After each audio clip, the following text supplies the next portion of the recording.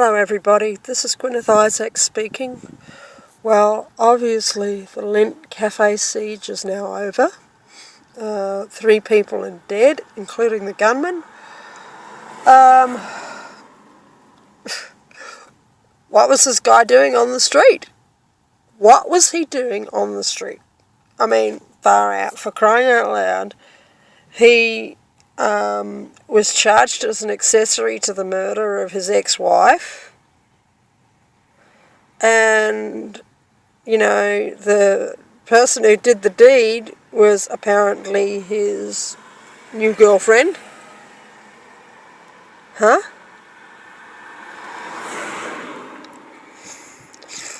40 sexual assault charges? Now, that really doesn't surprise me because we all know that there's lots of people out there with hundreds of sexual assault charges or sexual assault offences that they've never been charged with, don't we? Somehow people who do sexual assaults are just Teflon coated in this country. This guy was out on the streets. He shouldn't have been out on the streets. He had a record of radicalism. He had a record of violence, murder, rape, and more rape. And, sending offensive letters to soldiers' families. Come on, guys, this guy was a ticking time bomb. Can anyone say Clockwork Orange, tick, tick, tick, boom? That's what this guy was like. He was going to do something sooner or later. And what it's going to result in is a massive restriction on the common law rights of ordinary Australians. You can see it coming, like I said yesterday. Make a big orange or yellow sign and write on it, police state ahead.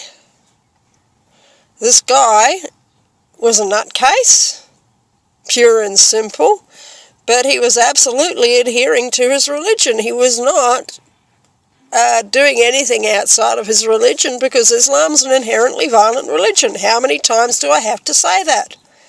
Now, that does not give the excuse for people to go harming Muslims in retaliation. Okay, I need to say that. The religion's inherently violent.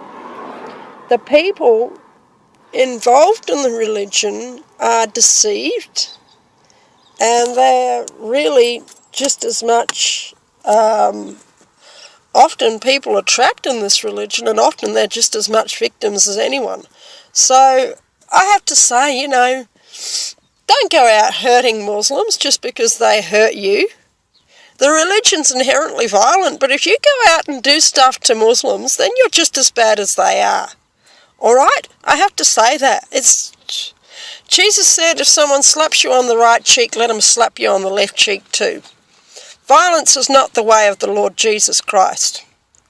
He came to bring true peace, peace that abides forever.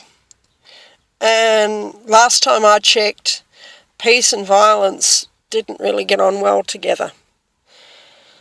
All right? Yes, Islam's an inherently violent religion, but don't go out damaging mosques. Don't go out, harming Muslims, especially not Muslim women. We need to show a different way. You know what this really, really reminds me of? This reminds me of the Hoddle Street incident. Okay, the Hoddle Street massacre. Now, that happened back in the 1980s. If you want to find out what the Hoddle Street massacre was, just go onto Google and search it. I'm not going to go into the details of it here.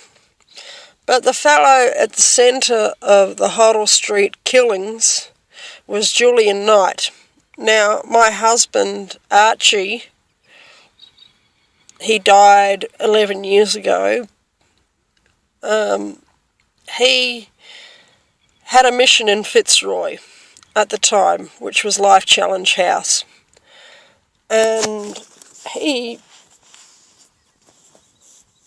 he knew Julian Knight, because Julian Knight and his buddies used to come into the mission because Archie used to do things like provide free tea and coffee at the mission, and it was a local drop-in centre where people could go and get help for anything that they needed, if they needed food or, somewhere to stay, or if they, just needed anything, if they needed help with a legal situation, if the police were giving them a bad time, then Archie would go and he would help them out by negotiating with the police as a minister of religion or whatever, because he was a minister of religion. He was ordained into the Christian Life Centre Pentecostal Church, and I was also baptised at the same church that he did his Bible studies at, coincidentally, at a much later date, of course. But what happened was, he told me the story once of Julian Knight, and I'm going to tell it now, because this is an absolute case study. Julian Knight was a gun nut. He was a fellow who was crazy about guns, high-powered guns, and he wanted to go out and kill people with his high-powered guns. Okay? In addition to that, his best buddies were the Reed brothers. Okay? They were Chris Reed and Damien Reed, and I don't know what's happened to Chris Reed and Damien Reed at this time. But what I do know is that Chris Reed and Damien Reed were the half-brothers of Chopper Reed, Mark Reed. And at that time, Chris Reed and Damien Reed were just as gun crazy as Chopper and Julian Knight. I don't know where they are now. I don't know what's happened to them. They may have got born again and completely changed. But what I'm saying is historical fact. That whole nest of people that was living in Fitzroy at that time, Chopper, Knight, and the other Reed brothers, they were all gun nutcases. Now, what happened was, one day,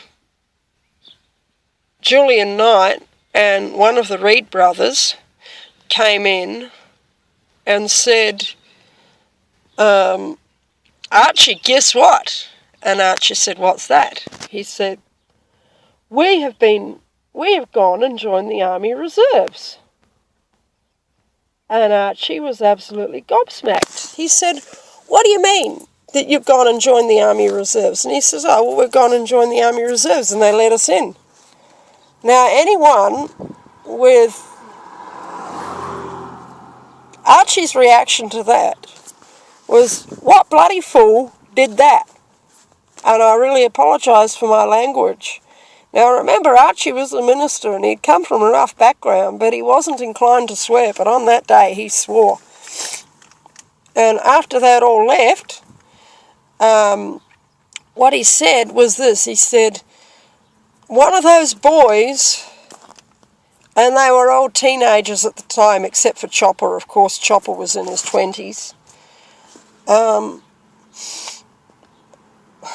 One of those boys is going to go crazy with a gun and kill someone.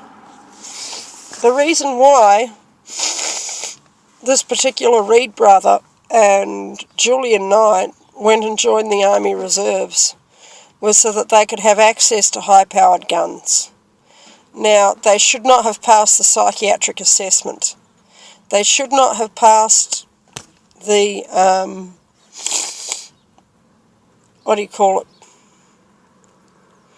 the background checks. In those days, they did have background checks.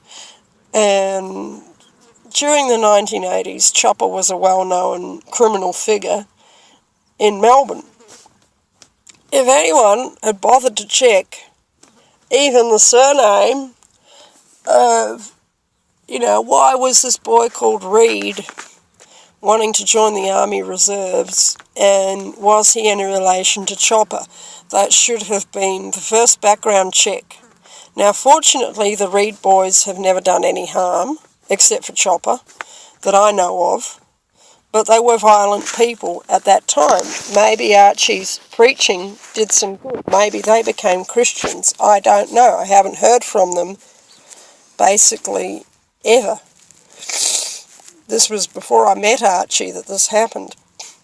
But Julian Knight, of course, used the weapons that he obtained from the Australian Army Reserves and went out to do the Huddle Street massacre with the weapons that he obtained from the Australian Army Reserves. Now, my information, this is a disclaimer, Archie is dead. He's been dead for 11 years.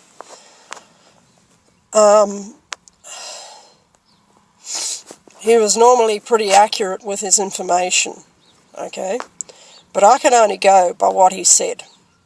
If there's details that were not accurate, it's not my fault, all right? All I can say is what he told me, and he was normally accurate with his information. If Chris Reed or Damien Reed are out there, if you've transformed your lives, good for you. I really hope that you have. I really hope that you took notice of Archie's preaching and that you've transformed your lives and that you're now living out there in the normal world somewhere. I really hope that's true. And yeah. But it's a historical fact that Chris Reed and Damien Reed are the half-brothers of Chopper, Mark Reed. And when they were young, they liked their guns. And I believe now that it was a Psyop by the Australian authorities to get all of our guns off of us. I don't own any firearms, by the way. Just thought you'd like to know. But if anyone ever wanted to do me harm, I have other skills that they would really regret it if they tried to do me harm. I would not act to harm any other human being, but if I was attacked, I have other skill sets that will enable my survival and the survival of my family that do not involve firearms. So, there. But I believe that people ought to be able to own and carry weapons for their own